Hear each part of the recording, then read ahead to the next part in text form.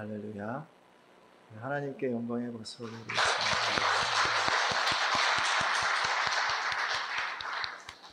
옆 사람 이렇게 보시면서 힘내시라고 서로 위로하고 격려하며 서로 박수합시다. 네. 요즘에 마스크 쓰는 게 참 쉽지 않죠. 저도 이제 이렇게 같이 밑에서 찬양할 때 보니까 막 덥고 막 힘들고 그렇더라고요. 아무튼 여러 가지 이렇게 불편하고 어렵고 힘든데도 주님 앞에 예배의 자리를 지켜주시는 여러분 모두를 응원하고 또 예수님의 이름으로 축복을 드립니다. 또 가정에서 예배하시는 또 모든 성도들의 가정마다 또 성전에 있는 하나님의 은혜와 영광이 동일하게 흘러가시는 은혜가 있기를 소원하고 축복합니다. 지난 한 주간은 안타깝기도 하고 부끄럽기도 한 그런 시간이었습니다. 그래도 한동안 교회에서 코로나 바이러스 감염이 없어서 조금은 좀 안심을 했던 모양이에요. 아무튼 인천의 어떤 개척교회 발 감염의 일들이 일어나고 또 안양에 가까이에 있는 교회 목사님들이 또 제주도에 다녀오시고 나서 몇 분이 또 감염이 돼서 또 한참 시끄러웠죠. 어쩌면 그렇게 사람들과 예배는 사람을 만나는 것이기 때문에 감염이 되는 것은 어쩌면 그냥 그럴 수도 있다 싶어요. 많이 안타까운 일이지만 말입니다. 아시는 분들은 아시겠지만 바이러스에 감염되신 어떤 분이 가족이 막 반대를 하고 그러셨던 모양이죠. 그래서 이제 교회 간 걸 속이고 인근에 있는 식당에 갔는데 아마도 거기서 감염이 된 것 같다고 그렇게 진술을 했던 모양입니다. 근데 요즘에 다 이렇게 다 알잖아요. 그래서 결국은 그게 발각이 되어서 아주 많이 창피를 당하기도 하고 또 여론의 문매를 또 잠깐 맞기도 했습니다. 거짓말을 한 게 문제죠. 그분을 비난하고 싶은 마음은 전혀 없습니다. 왜냐하면 저도 별 차이 없는 사람이기 때문에 그렇습니다.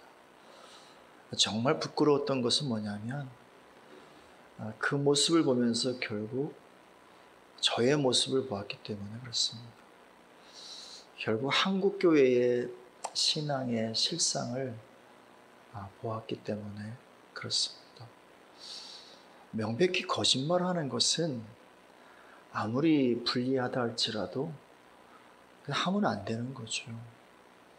근데 아무튼 상황 때문에 또 거짓말도 하고 이렇게 저렇게 했었다는 것은 지금 한국교회가 그동안 상황 논리에 의해서 참 많이 용인되어 왔던 것이 있었다라는 거죠. 신앙은 결국 복음을 사는 거잖아요. 예수 그리스도의 제자가 되는 것은 예수님의 삶을 사는 건데 그리고 정말 말씀을 살기 위해서 몸부림치며 또 애를 쓰며 살아야 하는 건데 어느 땐가부터 우리 안에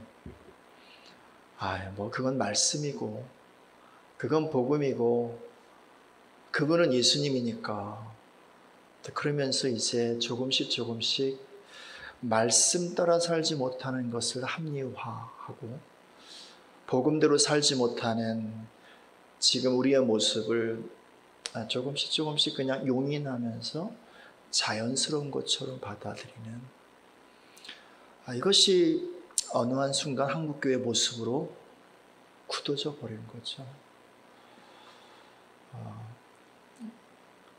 정말 사람들이 예수님만이 진리라고 말하면 얼마나 믿을까?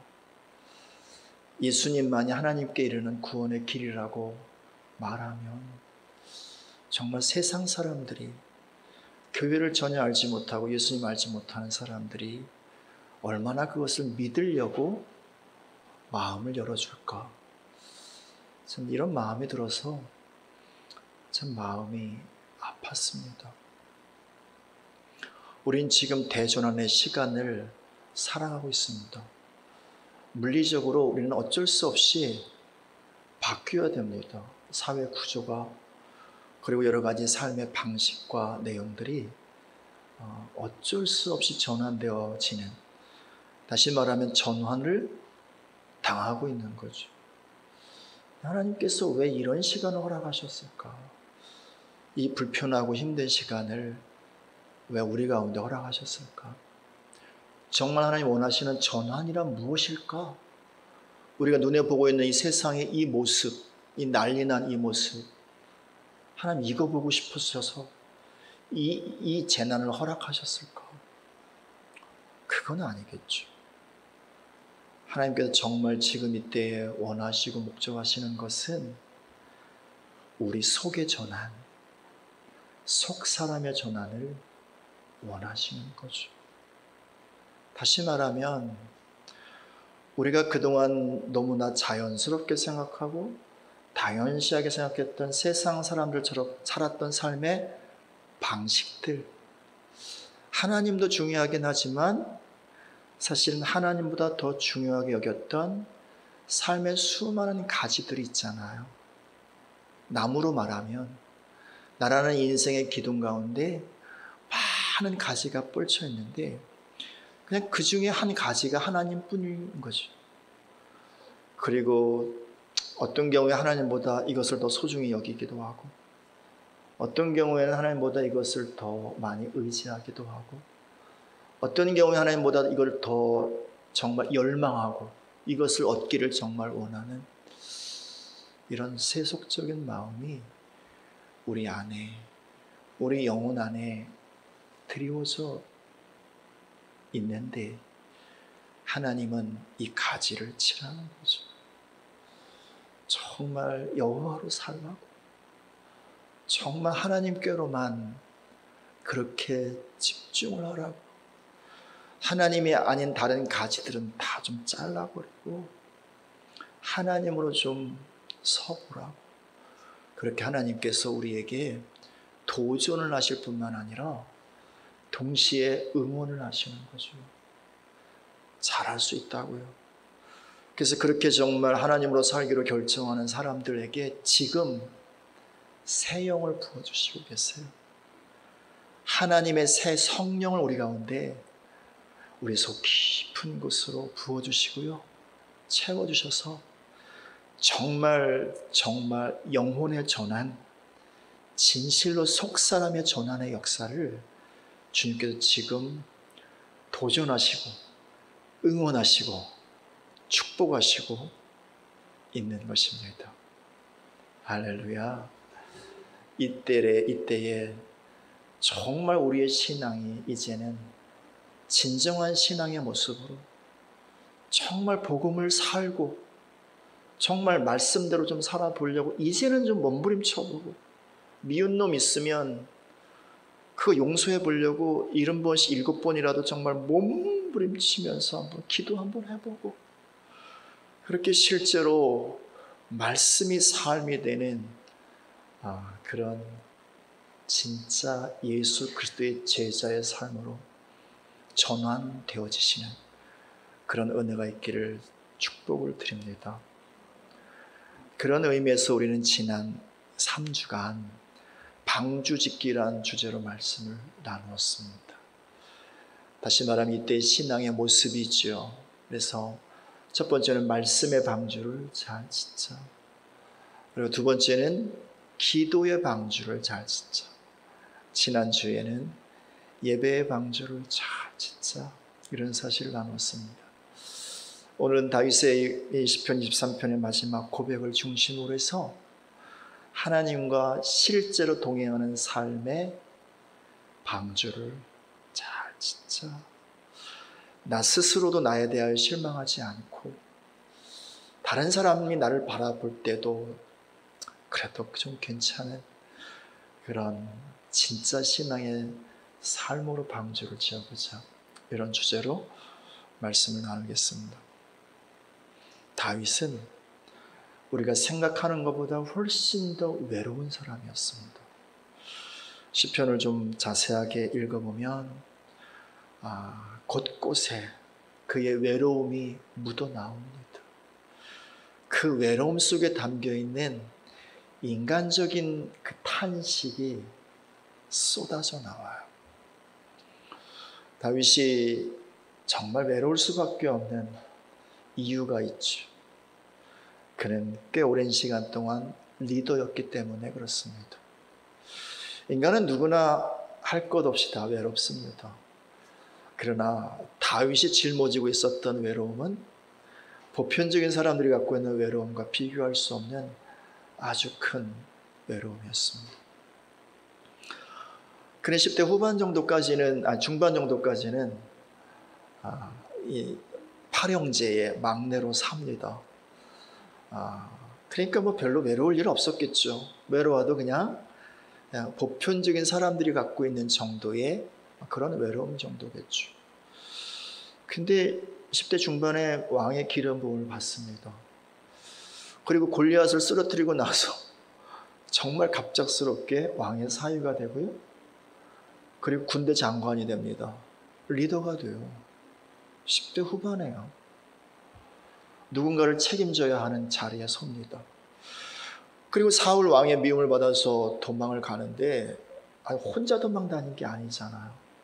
400명 환난당한 사람, 억울한 사람, 빚진 사람, 이런 사람들이 몰려와가지고 우리 좀 책임져 달라고. 그래서 또 그들의 리더로 10년의 시간, 20대의 시간을 섭니다.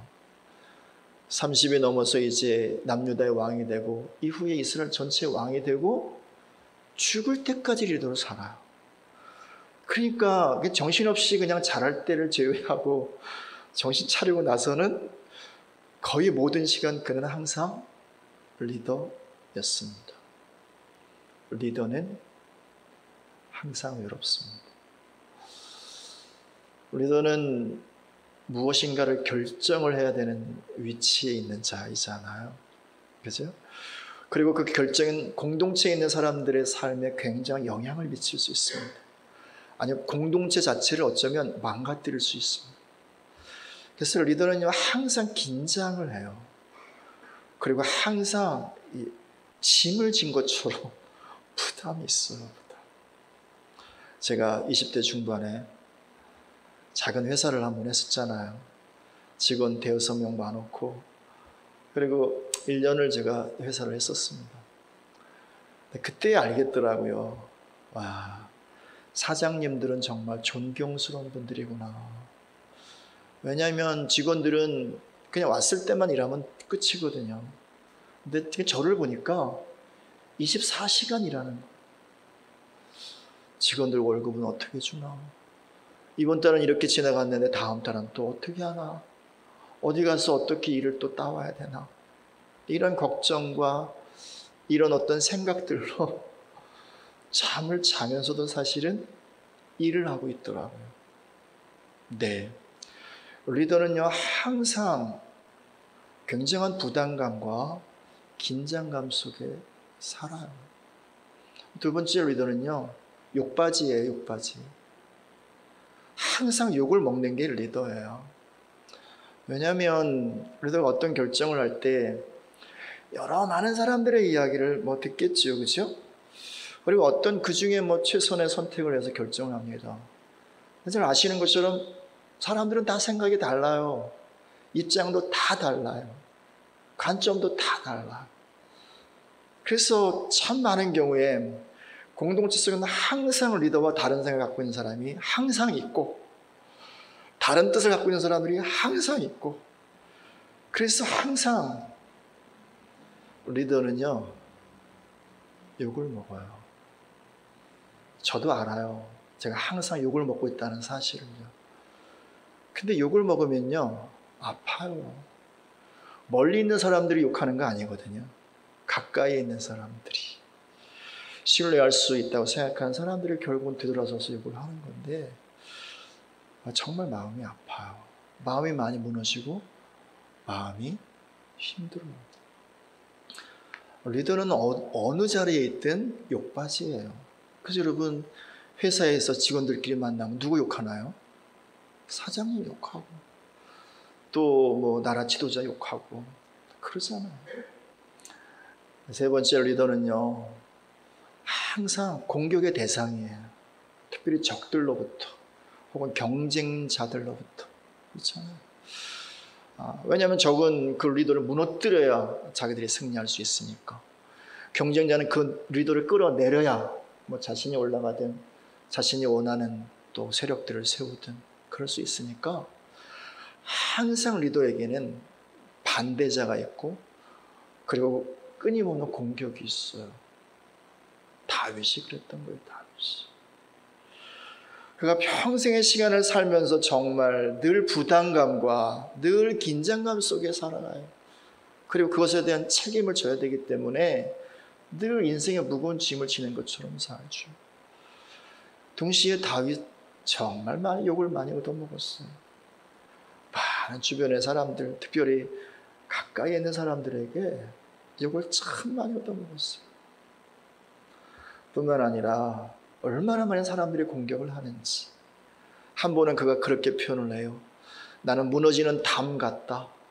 그냥 손만 대면 넘어질 것 같은 그런 바로 무너지기 직전의 담과 같은 자신의 인생을 표현하면서, 그런데 저놈들이 나를 전력을 다해서 공격해 온다는 거예요.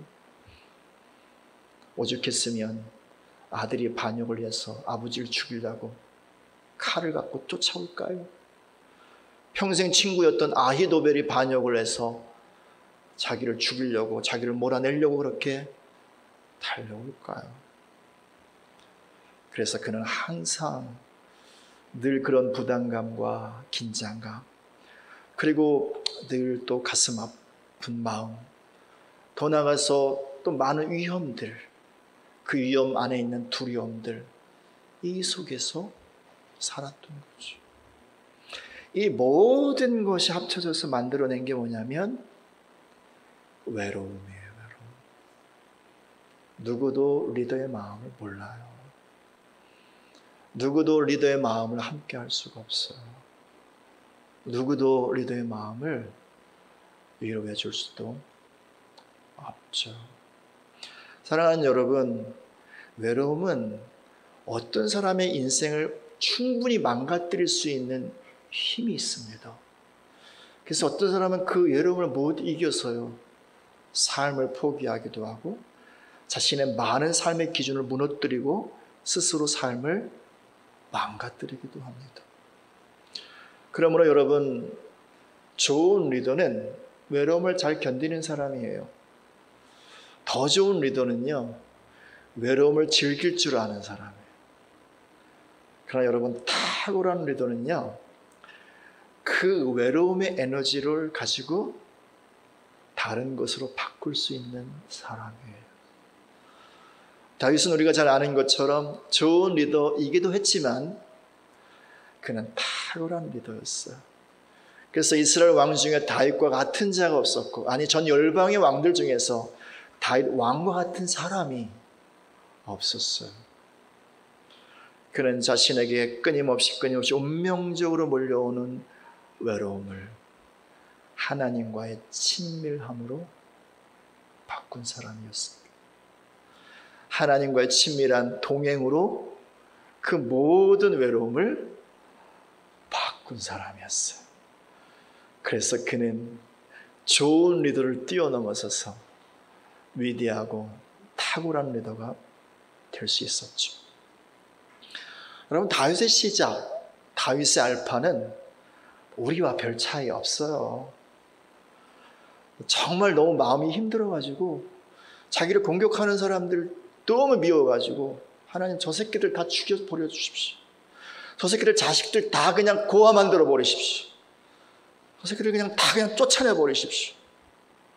이렇게 말할 만큼 다윗도 화가 나기도 하고 짜증이 나기도 하고 마음이 힘들기도 하고, 때로는 다 꺼지는 불꽃처럼 그냥 정말 마음이 너무 힘들기도 했었죠. 다윗의 처음은 그랬어요. 우리처럼 말입니다. 근데 다윗의 오메가요, 그의 마지막은 우리가 잘 아는 것처럼 그렇지 않았어요. 항상 주님과 연관되어 있었고요, 항상 주님의 승리가 있었고요, 항상 주의 영광이 있었고요, 항상 주님이 그를 높여주시고 존귀하게 하시는 아름다운 일들이 다윗의 삶 가운데 쫙 펼쳐졌죠. 그 내용이 사무엘하 7장에 나옵니다. 보십시오. 사무엘하 7장 8절 9절.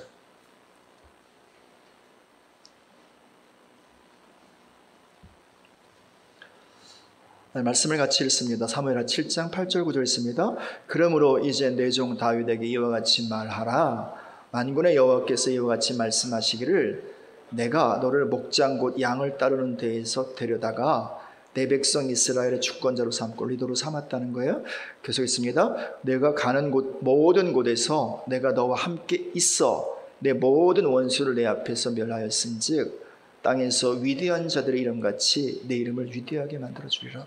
이렇게 언약하셨고 실제로 이렇게 이루셨죠. 그래서 다윗은 어디를 가든지 하나님께서 이기게 하셨죠. 백전백승이란 말입니다. 아무리 상황이 어려워도, 아무리 힘들어도, 아무리 중과 부족이라 할지라도 다윗은 항상 승리했고요. 하나님께서 그를 항상 존귀하게 높여주셨고요, 그의 인생을 정말 위대하게 세워주셨고요, 그를 정말 아름답게 그의 존재와 삶을 수놓아 주셨어요. 시작은 우리와 똑같았어요. 화도 나고 억울하고 슬프고 고통스럽고 다 무너질 것 같은 마음이 있었다고요. 근데 그의 나중은 항상 이랬다고요. 그 이유가 무엇인가요? 하나님이 함께 하셨기 때문이지. 다시 말하면 하나님께서 동행하셨기 때문인 거죠. 사랑하는 여러분이 동행하다라고 하는 이 할라크란 단어는요, 매우 상호관계적이고 인격적인 단어예요. 다시 말하면 일방적으로 동행할 수 있는 게 아니란 말입니다. 제가 어떤 사람과 어디를 가고자 할 때 적어도 그 사람이 저를 좋아하든지 저의 의견에 동의를 해주든지 그래야 함께 갈 수 있는 거란 말이죠. 그가 동의하지 않으면 제가 그를 끌고 갈 수는 있겠죠. 그거는 강제 연행하는 것이든 심지어 폭력일 수도 있어요. 동행이라고 하는 이 단어는 서로 사랑 안에서 동의할 때 가능한 거예요. 실제로 할라크라고 하는 이 히브리어, 이건 3개의 철자로 되어 있는데요, 이걸 그대로 그냥 읽어보면 이렇게 읽을 수 있어요. 사람과 사자가 팔을 쫙 펴서 손을 어금맞겨 안고 함께 머물러 있는 거예요. 혹은 함께 가는 거란 말입니다. 사자는 왕이신 하나님을 상징해요. 다시 말하면 성경이 말하는 동행이라고 하는 단어는 사람과 하나님께서 손을 꽉 붙잡고 한 걸음 한 걸음 그렇게 함께 걸어가는 거죠. 함께 머물러 있는 거죠. 그것이 바로 동행하다라는 거예요. 하나님이 아무리 다윗과 동행하기를 원하셨어도 다윗이 동의하지 않았다면 불가능한 거죠.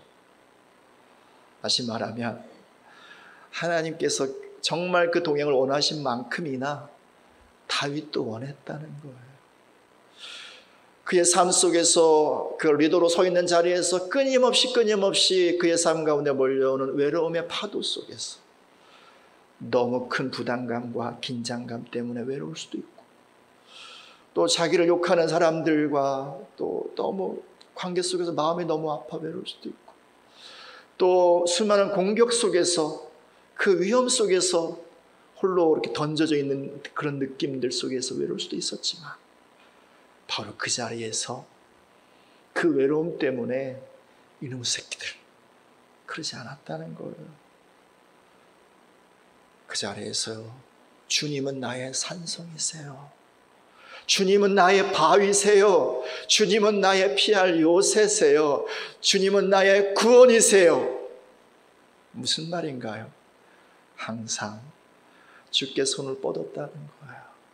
항상 주께 달려갔다는 거예요. 마치 젖된 아이가 어미 품에 안긴 것 같이 다윗은 고백하죠. 내가 그 아이가 되어서 하나님 품 안에 안겨 있다고. 나는 내 마음을 교만하게 하지 않고 내 눈을 오만한 데 두지 않고, 그래서 내가 큰 일을 행하려고 시도하지도 않고 감당할 수 없는 어떤 위대하고 놀라운 일을 하려고 애쓰지 않고 내 마음을 고요하고 평온하게 하여 젖된 나이가 어미 품에 안긴 것처럼 내 영혼이 하나님 품 안에 안겨 있다고. 이게 다윗이 하나님을 향하여 달려갔던 신앙의 발걸음이었던 거예요. 그때 하나님께서 그의 손 붙잡아 주시고 그를 품 안에 안아주셔서 정말 다윗과 함께 한 걸음 한 걸음을 걸어가셨고, 그 앞에서 모든 대적을 멸하사 항상 승리하게 하셨고, 그를 정말 아름답고 위대한 이름을 갖도록 그를 존귀하게 영화롭게 만들어 주신 거죠. 할렐루야. 외로우시죠? 힘드시죠? 지금 이때 더군다나 살아가는 것 자체가 좀 힘든 이때, 어쩌면 생존 자체도 참 많이 불확실하고 어려운 이때, 나뿐만 아니라 모든 사람이 마음의 여유를 다 잃어버린 채 다 그렇게 서로에 대해서 눈을 감고 있는 이때에 마음이 참 외로우시죠. 만나고 싶어도 보고 싶은 사람 만날 수 없고, 그리고 또 정말 함께 나누고 싶은 얘기가 너무 많은데도 이 가슴 속에 쌓아두어야 하는 지금 이때가 바로 하나님께로 달려가실 그때입니다. 이때가 바로 하나님께 달려가셔서 여러분 마음속에 쌓여있는 그 이야기 보따리를 풀어놓으실 그런 때라 말입니다. 이때가 그렇게 그동안 하나님에 대하여 손을 적당히 잡고 있었던 우리의 믿음의 신앙의 손을, 하나님의 손을 굳건히 잡을 바로 그런 때인 것입니다. 이때 그렇게 주님으로 잘 서셔서 주와 동행하는 삶을 잘 열어가시길 축복합니다. 그렇다면 다윗이 어떻게 이렇게 하나님과 동행하는 삶의 실제 안으로 들어갈 수 있었을까요? 그는 원래 신앙이 좋았으니까 그 사람이나 나나 다를 게 뭐가 있나요? 그죠? 똑같죠. 엘리야나 우리나 다를 게 없다고 성경은 말하잖아요. 그럼 다윗이나 우리나 다를 게 뭐가 있나요? 하나도 없어요. 똑같아요. 근데 그는 어떻게 그렇게 참 아름답고 놀랍게 하나님과 동행하는 삶을 살 수 있었을까요? 다는 모르지만 중요한 단서를 발견할 수 있는 한 가지가 있습니다. 그 뭐냐면 그는 끝을 본 사람이에요. 끝을. 세 가지의 끝을 본 사람이에요. 첫 번째는 자기의 끝을 본 사람이에요. 그냥 광야에서 양을 치며 예배하다가 엉겹결에 기름 부음 받고, 엉겹결에 전쟁터에 나갔다 골리앗 쓰러뜨리고, 엉겹결에 왕의 사위가 되고 도망 다니다가 왕이 되죠. 하는 것마다 잘 돼. 전쟁마다 이겨요. 사람들은 참 다윗 당신 대단하다고 위대한 왕이라고 그렇게 칭송을 해요. 어느 순간 그게 자기인 줄 알았죠. 사람들이 그렇게 칭송하는 그것이 자기의 실제인 줄 알았죠. 그런데 어느 날 부하들을 다 전쟁터에 내보내고, 그리고 홀로 오침을 취하고 여유자적하게 산책을 하다가 한 여인이 목욕하는 걸 봅니다. 아마도 그때 다윗이 많이 외로웠던 모양이에요. 잘 아시죠? 그 여인을 취합니다. 간음을 하죠.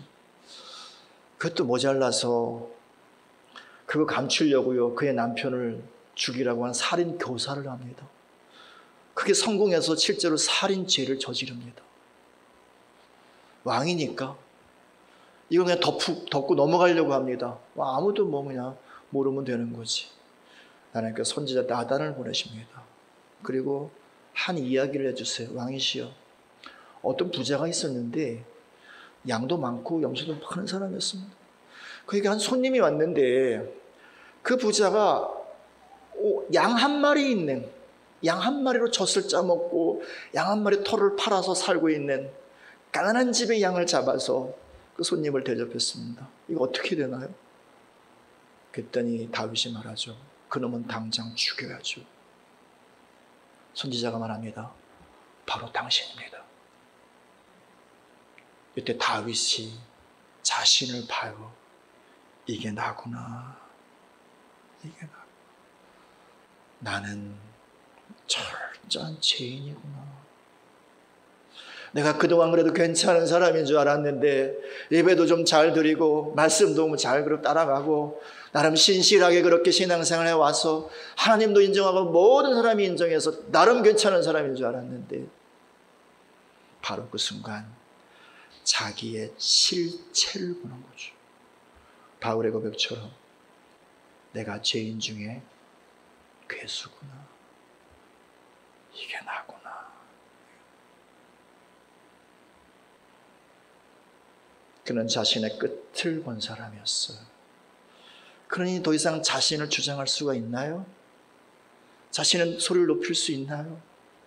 아니요. 두 번째 그는 사람의 끝을 본 사람이었어요. 사람의 끝. 언제 사람의 끝을 보나요?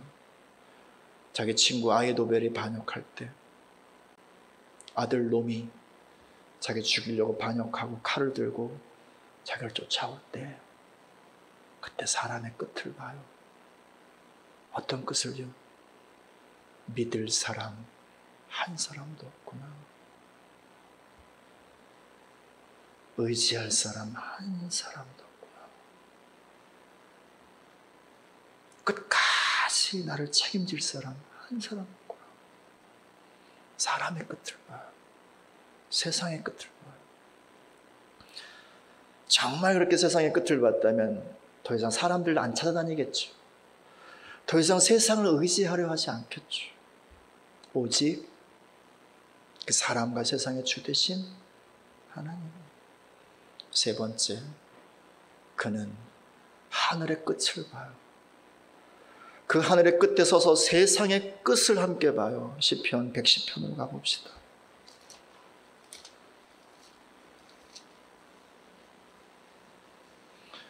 그가 기도하는 중이었는지 예배하는 중이었는지 모르겠지만 어쨌든 그의 영이 들리어서 사도 요한처럼 하나님의 보좌 앞에 섭니다. 그 보좌 앞에서 보는 게 있어요. 1절 읽습니다. 읽어요.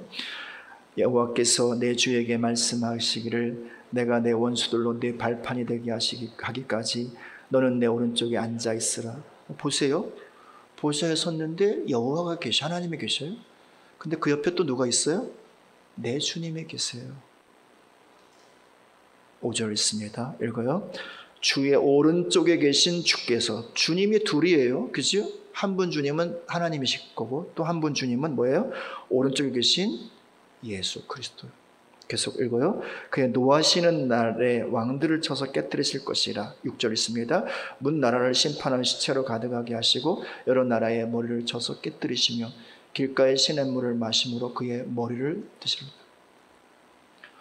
그는 하늘의 끝을 봐요. 다시 말하면 하늘의 끝이 어딜까요? 보좌죠. 온 우주와 만물을 다스리는 통치하시는 왕 되신 하나님의 보좌, 그걸 봐요. 그리고 그 자리에 서서요, 장차 이 땅 가운데 임할 마지막 심판까지 봐요. 주님의 그날을 본단 말입니다. 여러분 같으시면 어떠시겠어요? 이 세상은 덧없구나. 내가 그렇게 붙잡으려고 했던 그 어떤 것, 잃어버리려고 하지 않았던 그 어떤 것, 잡지 못해서 안타까워하고 아파했던 어떤 것, 다 덧없구나. 유일한 가치 예수 그리스도, 유일한 소망 여호와 하나님, 이 사실을 실제로 아는 거죠. 다윗은 이처럼 끝을 본 사람이었어요. 자신의 밑바닥을 본 사람이었고요. 나는 나를 어찌할 수 없는 죄인 중에 괴수라는 사실을 아는 사람이었고요. 사람의 끝을 보았던 사람이었고요. 누구라도 의지할 사람은 한 사람도 없다는 사실을 알았고요. 세상의 끝을 보고 세상에 덧없음을 알았고요. 오직 정말 소망을 둘 분은 하나님 한 분밖에 없구나. 정말 인생의 유일한 가치는 오직 주 예수 그리스도 한 분밖에 없구나. 이 사실을 보고 알았던 사람이죠. 그러니 무슨 일을 만나도 어디로 갔겠어요? 하나님밖에 없다고요. 그래서 그는 고백하잖아요. 여호와는 나의 목자시니, 여호와가 아니면 나는 살 수 없는 양입니다. 나는 여호와 하나님 때문에 사는 자일 뿐만 아니라 하나님만으로 살 수밖에 없는 자입니다. 이 사실을 고백하면서 무슨 일이 있을 때마다 주밖에 없어요. 하나님이세요. 그렇게 하나님께 손 내밀었고, 하나님은 그 손 내민 다윗 손 잡아 그와 함께 동행하는 삶을 살았던 거죠. 지난 주일날 여러분과 공유했던 에녹의 삶도 마찬가지잖아요. 그의 나이 65세에 아들을 낳고 이름을 창이란 뜻의 무두셀라로 줘요. 어떤 아비가 자식의 이름을 창이라고, 심판이라고 그렇게 이름 짓고 싶은 사람이 어디 있겠습니까? 그렇게 지은 이유가 있죠. 그 즈음에 에녹에게 하늘이 열려요. 그가 세상의 끝을 봐요. 세상에 덧없음을 알았던 그였죠. 그래서 자신의 아들의 이름을 세상을 심판할 것이라고 하는 하나님의 메시지를 담아서 평생을 살게 하였죠. 그래서 무드셀라는 969세를 살았죠. 언제까지? 노아 홍수 직전까지요. 하나님은 계속 그렇게 그의 삶을 통해서 하나님의 심판을 말씀하시면서 회개를 촉구하셨던 거죠. 그렇게 세상의 끝을 보았던 에녹, 세상에 마음 두지 않아요. 어디라도 하나님만 바라보며 달려갔던 거죠. 성경은 말합니다. 300년을 하나님과 동행하더니 하나님께서 그를 아예 죽음을 맛보지 않은 채 데려가셨다고요. 왜요? 그는 죽음 이전이나 이후나 어디나 다 그에게는 하나님의 집이었던 거예요. 어디나 다 하나님의 지성소였던 거죠. 하나님과 함께 하였기 때문이죠. 그러므로 사랑하시는 여러분, 더 이상 풀과 같은 이 세상이요, 풀의 영화와 같은 이 세상의 많은 것들이요, 그것에 너무 마음 빼앗기지 않으시길 축복합니다. 여러분의 마음을 조금 모두어서 이제는 주밖에 없다고, 나의 도움은 주밖에 없다고 주께로 끊임없이 달려가셔서 이제부터 진실로 그렇게 주와 동행하는 삶을 시작하시길 축복합니다.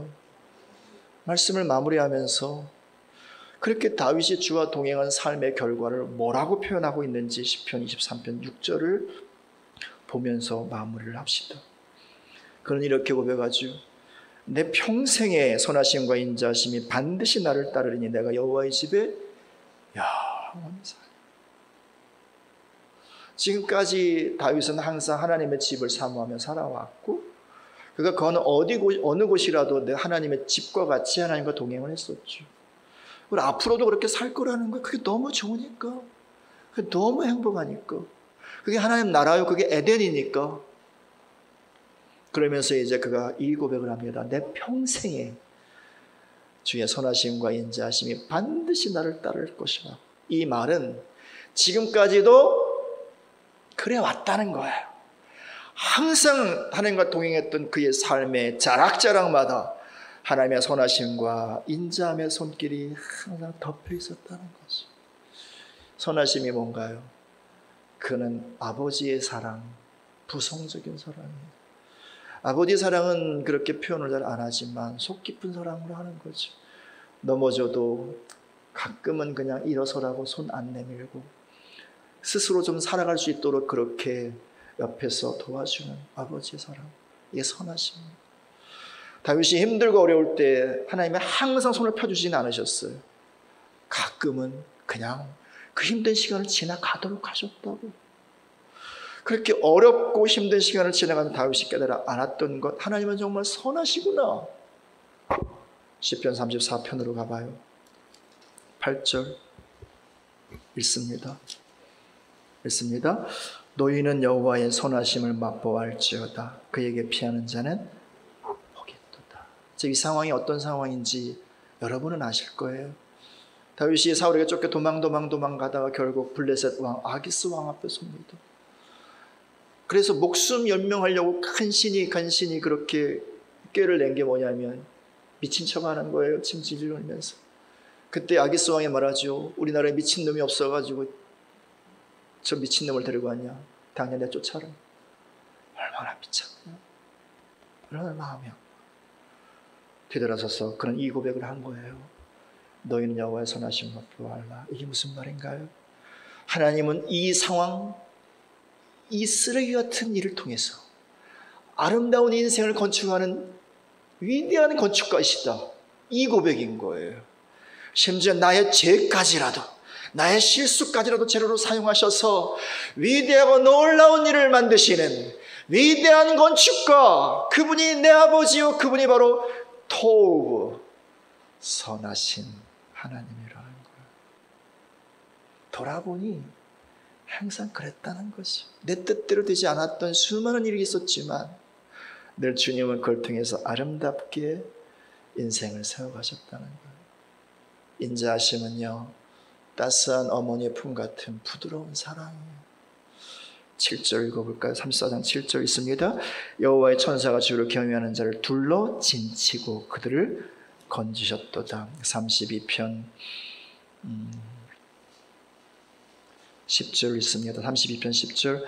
악인에게는 많은 슬픔이 있으나 여호와를 신뢰하는 자에게는 인자하심이 두리로다.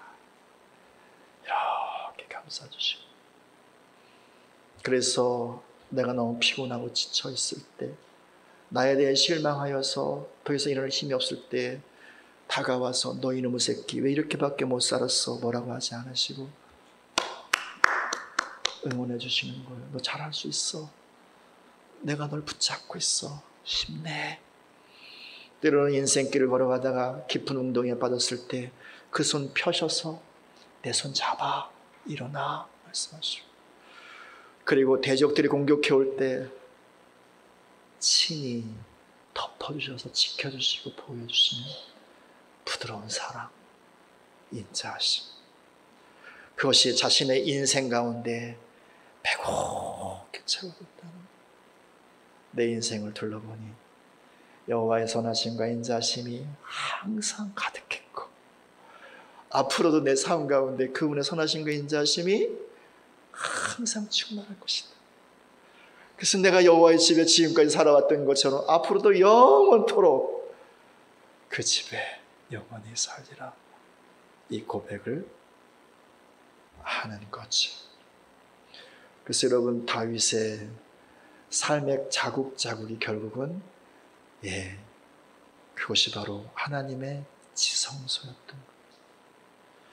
그것이 바로 하나님의 전이었던 것이고요, 하나님의 집이요, 회복된 에덴이었고요, 하나님의 나라였고요. 그래서 그가 메시아의 표상이 될 수 있었던 거죠.